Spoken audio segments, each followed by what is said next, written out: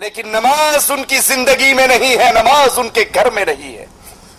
بیوی سے اس مسئلے پر تو لڑائی ہو سکتی ہے، تو نے سالن میں مرچیں تیز کیوں کی تھی؟ بیوی سے اس مسئلے پر تو تکرار ہو سکتی ہے کہ آج میری والدہ کے ساتھ تو نے بدتمیزی کیوں کی، لیکن زندگی میں کبھی یہ توفیق نہیں آئی آ کر پوچھ لے میں نماز پڑھ کر آیا ہوں بیگم مسجد میں اور تو اس وقت سے گھر میں بیٹھی ہے، تو نے نماز کا سجدہ کیوں نہیں دیا؟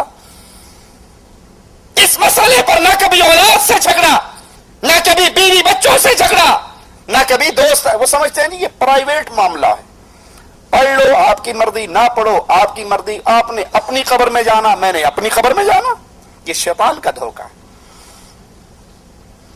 آقا علیہ الصلوۃ والسلام نے فرمایا نماز ترک کرنا شرک ہے، ابن ماجہ میں ہے لیس بین العبد والشرک الا ترک الصلاۃ، بندے اور شرک کے درمیان نماز ہے، فاذا ترکها فقد اشرک، جس نے اس نماز کو ترک کیا اس نے شرک کیا۔ یاد کر لیجئے نماز کا تارک کافر ہے، مسلمان نہیں ہے۔ صحیح مسلم کے اندر امام الانبیاء امام اعظم محمد الرسول اللہ صلی اللہ علیہ وسلم کا یہ فرمان موجود ہے، ان بین الرجل و بین الشرک والکفر ترک الصلاۃ، بندے کے درمیان اور کفر اور شرک کے درمیان نماز ہے، جو اس نماز کو ترک کر دیتا ہے وادی ایمان سے نکل کر وادی کفر میں داخل ہو جاتا ہے۔ ترمذی میں ہے امام الانبیاء فرماتے ہیں علیہ الصلوۃ والسلام بین الکفر والایمان ترک الصلاۃ، ایمان اور کفر کے درمیانی شے نماز کا ترک کرنا ہے، جو نماز کا تارک ہے وہ وادی ایمان سے نکل کر وادی کفر کی طرف سفر کر رہا ہے۔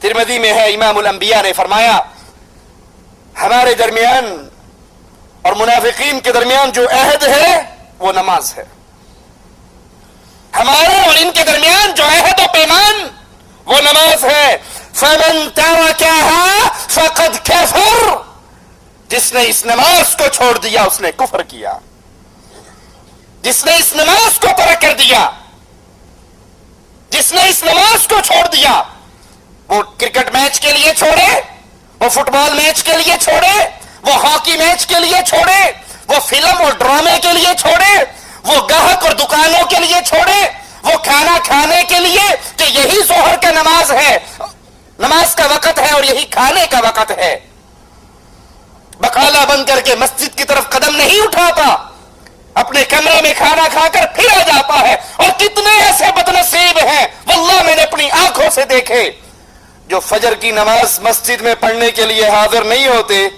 لیکن نماز ہونے کے 15 منٹ کے بعد آ کر اپنی دکان کو ضرور کھول لیتے ہیں۔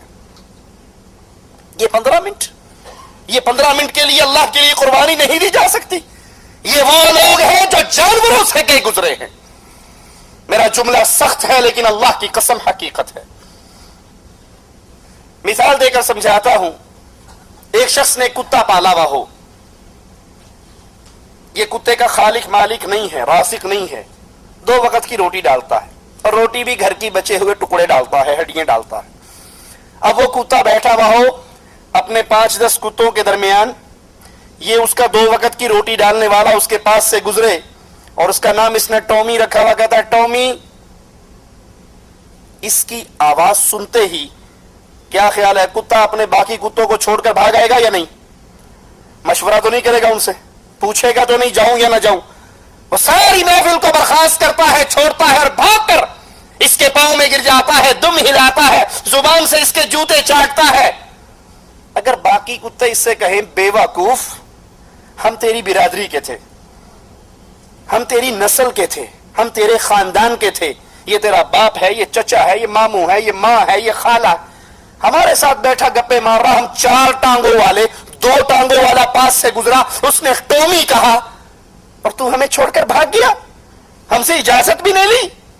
بیوی بچوں میں بیٹھ کر نماز سن کر، آذان سن کر، تکبیر سن کر نہ اٹھنے والوں، یہ جانور زبان حال سے ان رشتہ داروں کو کیا کہے گا؟ کہے گا مانتا ہوں تو میری ماں ہے، تو باپ ہے، تو چچا ہے، تو ماموں ہے، تو خالہ ہے، تو دوست ہے، مانتا ہوں، तुम मेरी बिरादरी वाले हो, जिसने बुलाया वो मेरा मालिक था। कहेगा या नहीं कहेगा?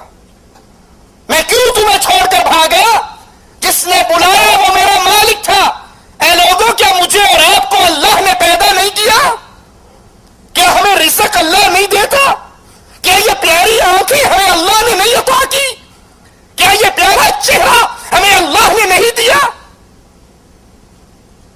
क्या ये सलामत जिस्म मुझे और आपको अल्लाह ने नहीं दिया? क्या इस सूरज को अल्लाह ने मेरे और आपकी खिदमत के लिए पैदा नहीं किया? 1 घंटा बल्ब जलाते हो, बीवी से कहते हो ये फजूल बल्ब जल रहा है, तुम्हें पता नहीं बिजली का बिल आएगा। कभी सूरज का बिल भी आया? ये अल्लाह का नाजिल करदा मीठा पानी पीते हो, कभी इस पानी का बिल भी आया? ये हवा बंद हो जाए तो हमारी जिंदगी खत्म हो जाए, क्या कभी इस हवा का अल्लाह की तरफ से बिल आया? ये पूरी कायनात अल्लाह ने आपके लिए पैदा की है और आपको अपनी इबादत के लिए पैदा किया है। वो जानवर 2 वक्त की रोटी डालने वाले की आवाज सुनकर भागता है, उसके कदमों में गिरता है, और हम दिन में 5 मरतबा हय्या अलस सलाह, हय्या अलल फलाह, अस्सलातु खैरुम मिनन नौम, ये आवाजें सुन रहे हैं, हमारे कानों से टकरा रही है, लेकिन बहाने हमें बिस्तरों से उठने नहीं देते, बहाने हमें दोस्तों की महफिल को खत्म करने नहीं देते। याद कर लीजिए, अल्लाह के रसूल अलैहि सलातु वस्सलाम मुनाफिकीन और मोमिनीन के दरमियान जो अहद बयान कर रहे हैं वो नमाज है। जिसने इसको छोड़ दिया उसने कुफर किया। इमामुल अंबिया इमाम आदम मुहम्मद रसूलुल्लाह सल्लल्लाहु अलैहि वसल्लम फरमाते हैं, मन तरक सलात मुतअम्मिदन फकद कफर जिहारन, जिसने जानबूझ के नमाज छोड़ी, जानबूझ के क्या मतलब? उसको पता है नमाज का वक्त दाखिल हो चुका है, अजान सुन चुका है, तकबीर सुन चुका है, लेकिन वो कहता है जी मौलवी साहब ये जो ड्रामा मैं देख रहा हूं ना, ये आखिरी सीरीज है, ये आखिरी है, और यहां पर अभी फाइनल होने वाला है कि वो जो लड़की थी फला के इश्क में मुब्तला हुई, उसकी उससे शादी हो सकेगी या नहीं। अगर अब नमाज के लिए उठकर चला गया तो वो जो आखिरी लुब्बे लुबाब सीन था, मैं उसको देखने से महरूम हो जाऊंगा। अच्छी मौलवी साहब नमाज किया, आजान तो मैंने सुन ली, लेकिन आप नहीं जानते शाहिद अफरीदी बैटिंग कर रहा है, अगर इसने कोई छक्का लगा दिया या ये आउट हो गया तो वो जो सीन है वो मैं देखने से महरूम हो जाऊंगा। अरे एक मैच तेरा शैतान से लगा हुआ, अगर उसने तुझे आउट कर दिया और मौत का फरिश्ता उठा के ले गया तो फिर अल्लाह के सामने किस मुंह से खड़ा होगा? कई नमाजी आकर इमाम साहब को कहते हैं, इमाम साहब जरा नमाज का टाइम चेंज कर लो। को जी क्यों? 8:30 बजे की बजाय 8:45 क्यों करने? कहा जी वो जो है ना 8:30 बजे 8:35 पे ड्रामा खत्म होता है और 8:30 पे नमाज खड़ी होती है, जरा मेहरबानी 10 मिनट आप आगे कर ले, तो आडा की जाना है, साडा कम सर जाना है।